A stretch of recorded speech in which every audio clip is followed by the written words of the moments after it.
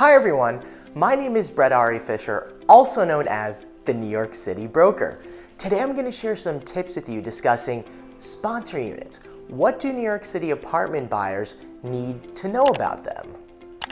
A sponsor unit is an apartment in a building that's still owned by the original builder or developer of the building in case of condos, or an owner of the building before it went co-op who still owns unsold co-op shares. When it comes to condominiums, sponsor units can be found in both new developments or newly refurbished buildings and old construction. The term sponsor here refers to the builder or the developer. In old construction, sponsor units represent unsold apartments that the builder or developer didn't or couldn't sell the first time. In new construction or newly refurbished condominiums, most buyers usually purchase the apartment directly from the developer. For co-ops, the sponsor is usually the person or legal entity, LLC, responsible for converting a rental building to a co-op. It's their job to sell the units in the co-op building, so they are able to bypass the co-op board when selling a unit, since they technically owned it before it was converted to a co-op. In both condominiums and co-ops, the sponsor units differ slightly from resale apartments. Any apartment you buy from the previous apartment owner, not the building owner or developer, is technically a resale apartment. An apartment is considered a sponsor unit only until it's sold to a buyer. After that, it's a resale apartment.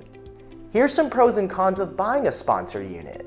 Some of the pros include, in a co-op, you can buy a sponsor unit without going through the complex application and interview process, which can save a lot of time.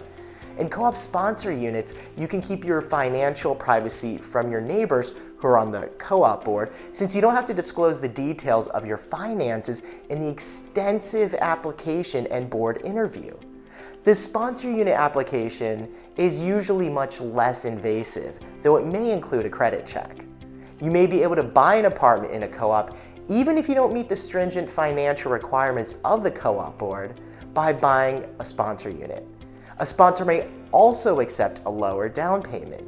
Buying a sponsor unit in a newly developed condo means you are getting it in pristine condition. Many co-op sponsor units may have retained their original architectural details, which can be quite attractive if they are properly preserved. And here are some of the cons of buying a sponsor unit. The closing costs for sponsor units may be significantly higher because as the buyer you will have to cover the transfer tax, both state and city, which can be as high as 1.825% of the price for apartments costing more than $500,000. However, in some condominiums, especially mostly sold new developments, the builder may take care of it. Since it allows you to bypass board approval, a co-op sponsor unit might sell for more due to higher demand. Non-new development sponsor apartments are mostly sold in as-is condition, usually the ones held by long-term tenants. So you may have to spend a lot of money on renovations that usually the previous owner takes care of before selling in the case of resale apartments. And if it needs a gut renovation, the overall cost of the purchase might become too high. While it's rare, if you are buying a sponsor unit from a new or smaller developer that hasn't followed the best construction standards, your apartment and the building as a whole might start to show signs of wear and tear much faster or require more frequent renovations, adding to the long-term cost.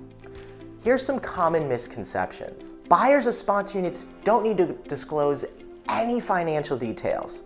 Well, in actuality, the sponsor will require you to disclose some financial details, at least enough to ensure that the final payment will come through.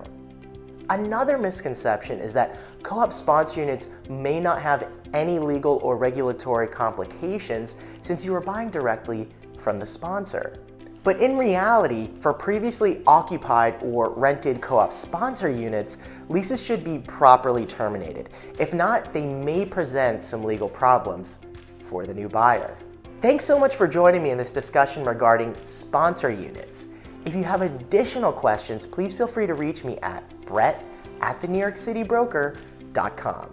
Also, don't forget to like, share, and subscribe so that you, your friends, and your family members can get all the best real estate content. I'm Brett Ari Fischer, the New York City Broker. Have a great day.